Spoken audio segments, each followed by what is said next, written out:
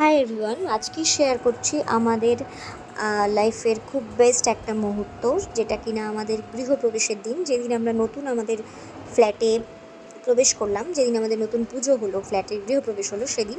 এটা হচ্ছে বাইরে কিছু রিচুয়ালসটা ঠাকুরমশাইরা করাচ্ছিলেন, সেইগুলো এরকমভাবে একটা মাঝখানে একটা কিছু রাখা ছিল নিচটায়, আমার ঠিক ওটা খেয়াল আসছে না, তার চারিদিকে 7 বার করে ঘুরতে বলেছিল দুজনকে।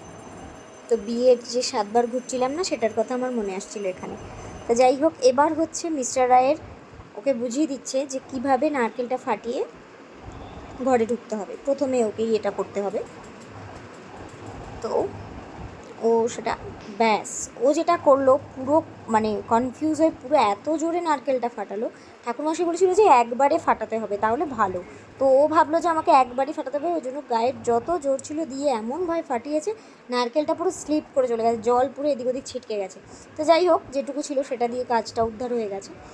তো এবার হচ্ছে ফার্স্টে মিস্টার রায় ঢুকবে, দেন আমরা এক এক করে। হ্যাঁ, এবার হচ্ছে ও ঢুকে গেল ফার্স্টে। ওকে ডান পা দিয়ে ঢুকতে বলেছিল, ডান পা বা পাটাও কনফিউজ করে হয়েছে। যাই হোক, এই সব বলে বলে দিলে একটু কনফিউজ হয়ে যায়। এরপর হচ্ছে আস্তে আস্তে একে একে সবাই আমরা ঢুকে গেলাম। আমার মা মনে হয় ভিডিওটাই করছিল, সেই জন্য আমার মাকে আর ভিডিওতে দেখা যাচ্ছে না। যখন ঘরটা ভিডিওতে এখন দেখছি, তখন মনে হচ্ছে সেই দিনটার কথা মনে পড়ে যাচ্ছে, প্রথম দিনটার কথা। ভীষণ ভীষণ ভীষণ ভালো একটা মুহূর্ত কাটিয়েছি। আর তিল তিল করে গড়ে তোলা নিজের একটা জিনিস, নিজেদের একটা জিনিস, সেটা যে কতটা আনন্দের, সেটা যাদের যাদের হয়েছে তারা সবাই রিলেট করতে পারবে। যাই হোক, এনারা যারা ঠাকুরমশাই যারা এসেছিলেন, তারা এত ভালো ছিলেন যে আমার কোনো অসুবিধা হয়নি। আমার ভীষণ পছন্দ হয়েছে ওদের পুজোটা। খুব ভালো, খুব ভালো পুজো করেছে।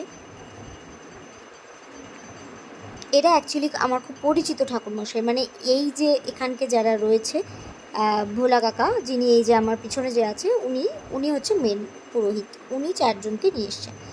তো যাই হোক, উনি আমার বিয়েটা দিয়েছে। আর ভোলা কাকার সাথে আমার সম্পর্কটা খুবই ভালো, ভীষণ আমাকে স্নেহ করে আর খুব ভালো পুজো করে। আমি সব সময় চেয়েছিলাম যে আমার বাড়ির বিয়ে ভোলা কাকা দিয়েছে, বাড়ির গৃহপ্রবেশটাও যেন সে করে। তো যাই হোক, ও যে এসছে, এটা হচ্ছে আমি গিফট পেয়েছিলাম, রাধাকৃষ্ণ গিফট পেয়েছি যেন। ভীষণ মানে কি বলবো, প্রথমে আমি খুবই আনন্দ পেয়েছিলাম, কিন্তু তারপর টেনশন হয়ে গেছিলো যে আমি সেবা করতে পারবো তো। যাই হোক, চেষ্টা করছি। এই হচ্ছে এখন চলছে যজ্ঞ হচ্ছে, এটা নবগ্রহ যজ্ঞ হচ্ছে। এর আগে একটা যজ্ঞ হয়েছে, এটা নবগ্রহ যজ্ঞ হচ্ছে। যজ্ঞের আগুনটা অনেক দূর উঠেছিল। আমাকে বলা হয়েছিল ওটা ঘুমটা দিয়ে বসতে, আর ওকে একটা মাথায় গামছার পাগড়ি টাইপের বেঁধে দেওয়া হয়েছিল। তো বাকি পুরোহিতরাও বেঁধেছিলেন। তো যাই হোক, যজ্ঞটা খুব ভালো করে প্রায় 1.5 ঘন্টা ধরে এই যজ্ঞ চলেছে। খুব ভালো করে মানে খুব নিষ্ঠা ভরে এই যজ্ঞটা হয়েছে। আমরা পুরো টাইমটা যজ্ঞের সামনে আমাদের বসে থাকতে হয়েছে। খুব ভালো লাগছিল, খুব ভালো হয়েছে পুজোটা।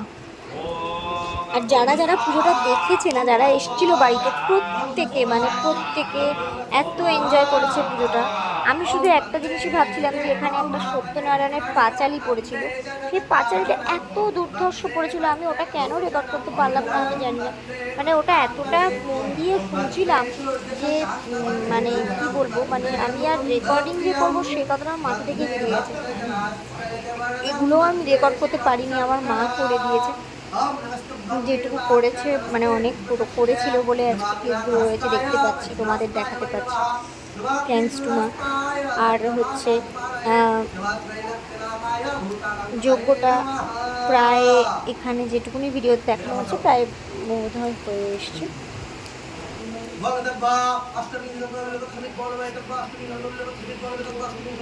এখানে 3টে ভাগে পুজোটা হয়েছিল।